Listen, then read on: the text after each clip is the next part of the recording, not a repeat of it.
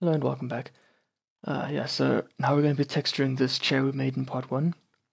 The only texture I'm going to be using throughout this video is this one right here, and you can go ahead and download it. I'll put the link in the description. We're going to be using image 2.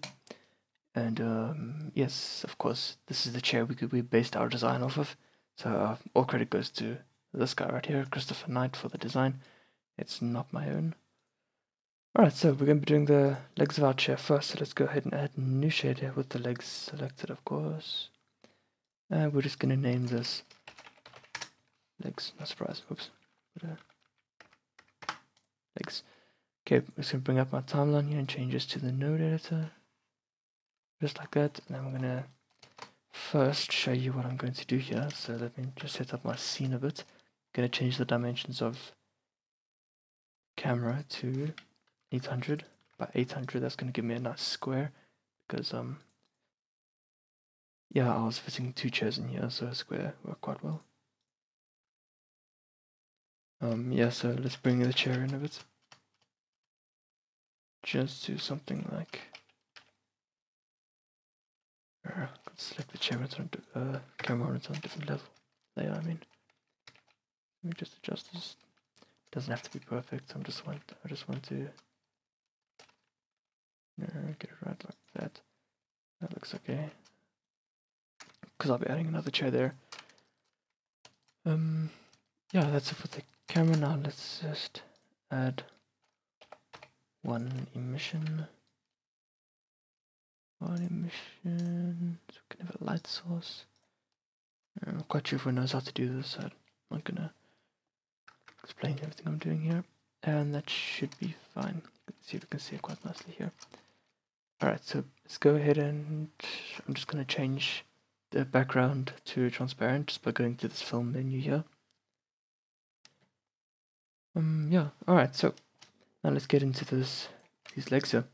So what I'm gonna be doing, as you can see in this image over here, I'm going to try to make the legs here two glossy shaders. As you can see, one is darker, one is lighter.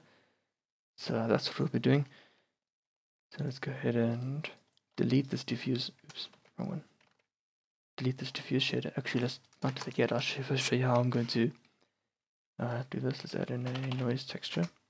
If we connect the noise texture, the color output, into the color input in our diffuse, you can see over here that this is basically what we're going to want.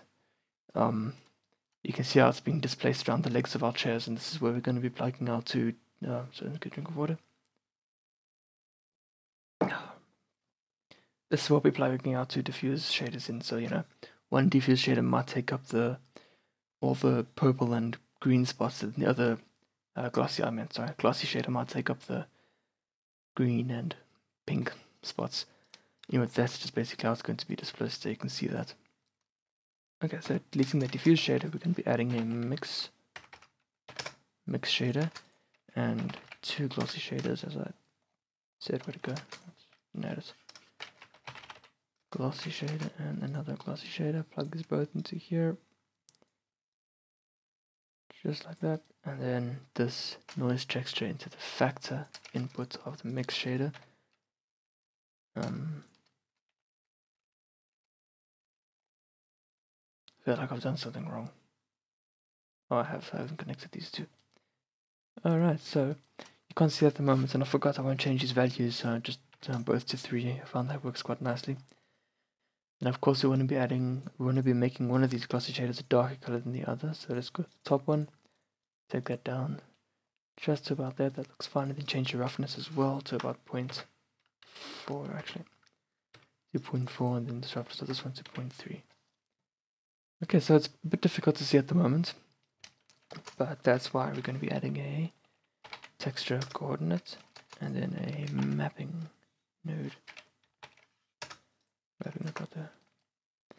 You'll see the difference as soon as we plug this object into the vector and the vector into the vector. And then you should see this right here. Yeah, you can see that over there. It'll stand out a lot more once we add once you do our final render. But yeah, another thing we can do to really to bring out the It'll make it a lot more visible and a lot more realistic. I wasn't actually planning on doing this, but I did it and it worked out quite nicely. So we can add another mix shader there and add an anisotropic shader right over here. And the value I found worked quite nicely was a rotation of 0.2. And then I was just going to leave it like that. And now it's doing something weird over here. What's this? But that's just the way our light's positioned. Just take down this value here, and that should go away. Not quite. Let's up the roughness over here. Not actually doing anything. You know, that's okay. That's just how the light's reflecting off there. Okay, so you can see that now. Maybe we should actually take. Just looking at this quick. Object, yes, yeah. Let's bring this down a bit. Just about there. That looks fine. Okay, so that'll look a whole lot better once we actually do the final render. I'm rendering on only 10 samples at the moment, so we don't have all that much detail. Alright, so what we're gonna do now is start UV unwrapping our chairs. So what I usually do when I UV unwrap to make sure I'm doing it right, actually I don't have to, because I know how to unwrap this one, of course, because I've done it twice already. So just going to be adding.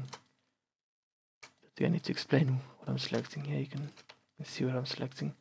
Just inside these seams we made, add in the corners, and then mark seam.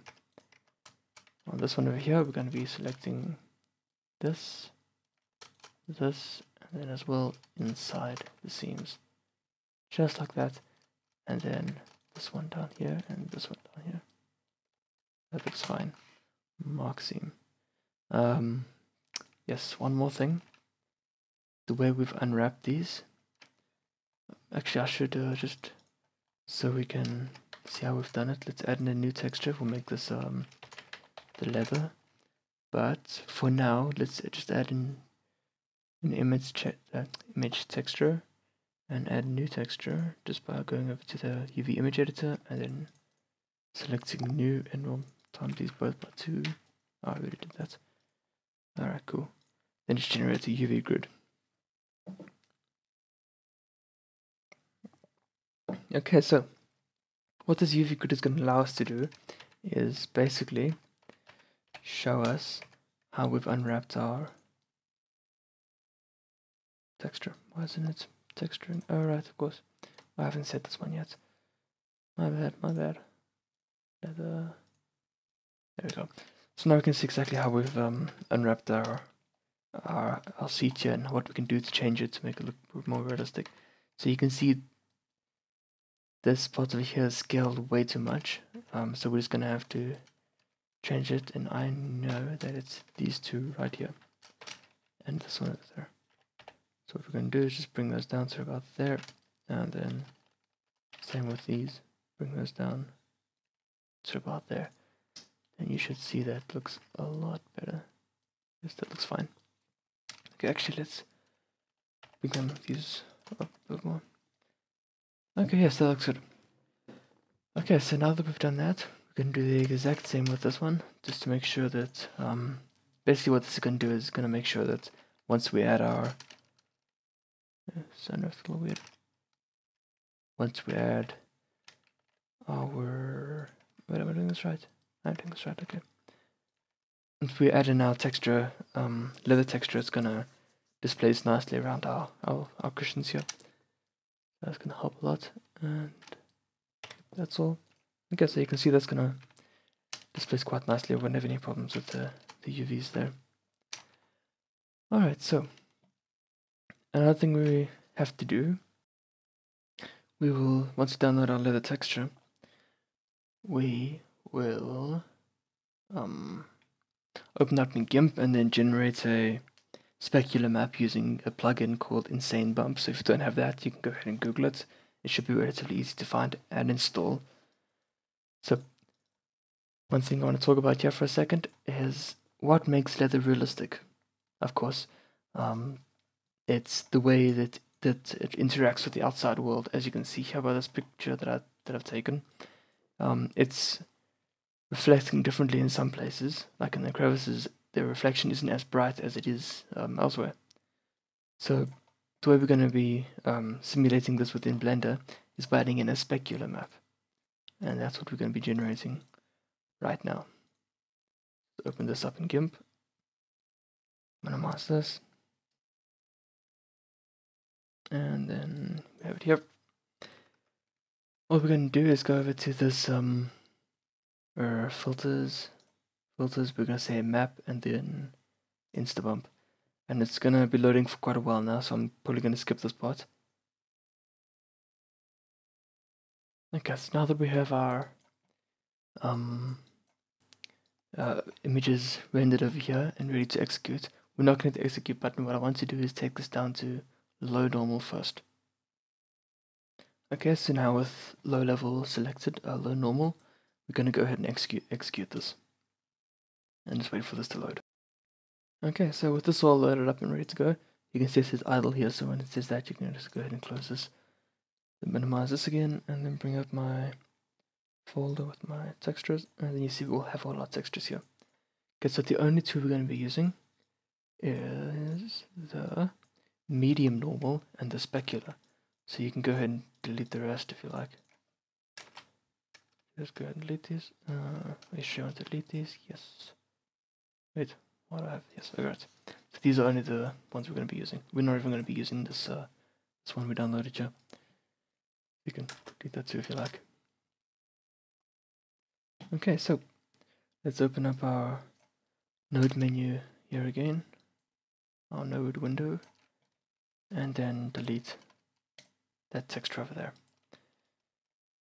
Okay, so we are going to be using this diffuse texture right here, and a glossy texture, of course. So throw that in, then throw in a mix shader. Throw a mix shader over there. And then let me just set up our thing here. What we're going to be doing is adding in our specular image as well. So let's throw this image texture here and a color ramp right here. So, take the color output and throw it in there. And take the color output and put it in mix shader into the factor input of the mix shader.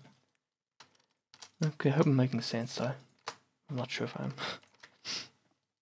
Okay, so let's go drink water.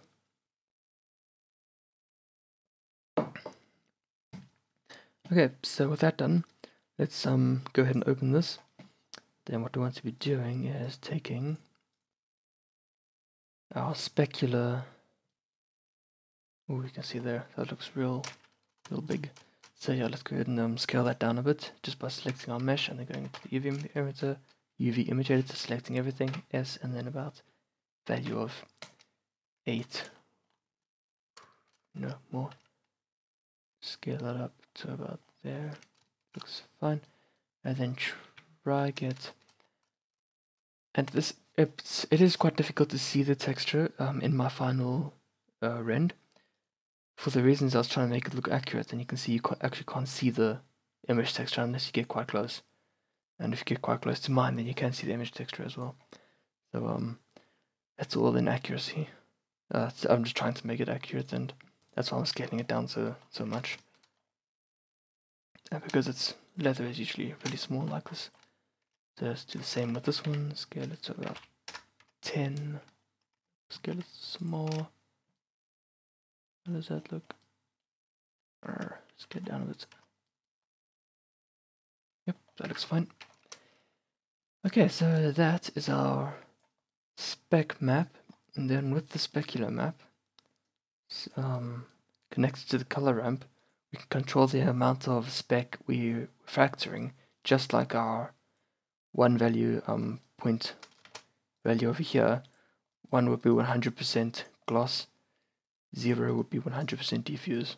So this is basically the same. We're going to be controlling how much we let the image texture change the factor between our diffuse and glossy. And I hope that made sense. Okay, so another thing I'm going to do now is not my technique, if you will. It's something I saw Andrew Price did. If you don't know who that is, you can Google him. He has a lot of tutorials, better than mine. This was his idea by using the normal map instead of an image texture, which is you just get better results and it's a lot easier to work with. And that's, yeah. Alright, so we're going to be adding in a normal map and just selecting the color, taking our color output and putting that in the color input of our normal map, and then taking the normal value and plugging that in both over there. Okay, and then of course we're going to be taking our medium normal map over there. You can see that's unwrapped already, because we just did that. Then we also want to take the diffuse value and take this all the way down there. Okay, so now with all that done, it should look pretty good, pretty leathery. Can you see we don't have enough light at the moment, and it's specularing too much. It's not actually a word. Let's take that down to about there. Yes. Let's just set up our lighting over here quick. Okay, so we want 2 lights on both sides, and let me duplicate this chair over here and move that to there. Then add in 1 more light. Actually, we're going to be adding in 2 more lights. Just one over here. We're going to make this quite long. It's going to be shining down on our images just like that.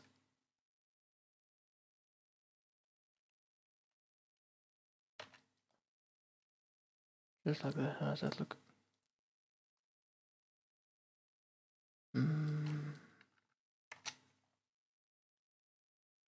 That looks good. Then... Oh, why does that look so weird? Is there something I'm doing wrong here? I don't remember looking like this. Now that we're doing it right. Yes, one thing. Let's add in a mapping node over here. Plug in the vector to each of our image textures. And then a texture coordinate node, and then taking the UV output, plugging that into the mapping node vector. And let's see, how does that look? Yeah, alright. Oh yeah, sorry about that. I just paused the video quick because I was doing something wrong and I couldn't figure out what it was. But it was the strength of our normal map here. It was full on 1. Because of the size of the RUVs, it was difficult to notice that. But I should have set it up with the normal map node, of course. So just the value of 0.05 works quite nicely. Alright, so yeah, let's just... Now we're going to be adjusting the specular values to something we want. So I'm just going to change the sampling to 50 in preview mode, so we can get it nicely over there and see what it looks like. So I'm just gonna wait till this is done. It won't take long. And then you can already see that we actually can't see the leather texture. So we're gonna have to, let's turn this up a bit, and also let's see what this looks like.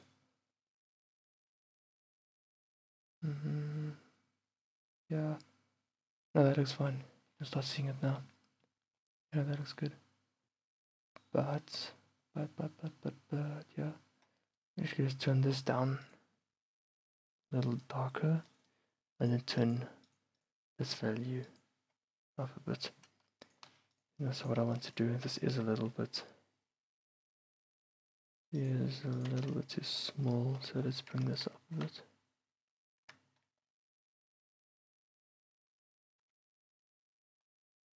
Maybe like that. Let's have a look. Let's see what this looks like. Oh no, that's big. You can see that actually doesn't look too bad. I wonder how this would look in the whole scheme of things. Yeah, no, I don't think that looks too nice. Just take that down a bit. Or just the value of that might work. But you get the idea. Just some tweaking you have to do there. Okay, so what I'm going to do now is just go into the compositor just by clicking on this here. Let's select use nodes and then add in a mix shader. And because of the film was set to transparent, we can now take the alpha value over here and plug this into the factor, and now this should look, so it should look alright. Just give me a second. Yeah, just like that, and then throw this in there, and then that should yeah, that should be it. Okay, so I'm gonna go ahead and render this. I'll pause the video while I do it, and we can see what it looks like. This camera's in the way, but let's adjust my lighting over here.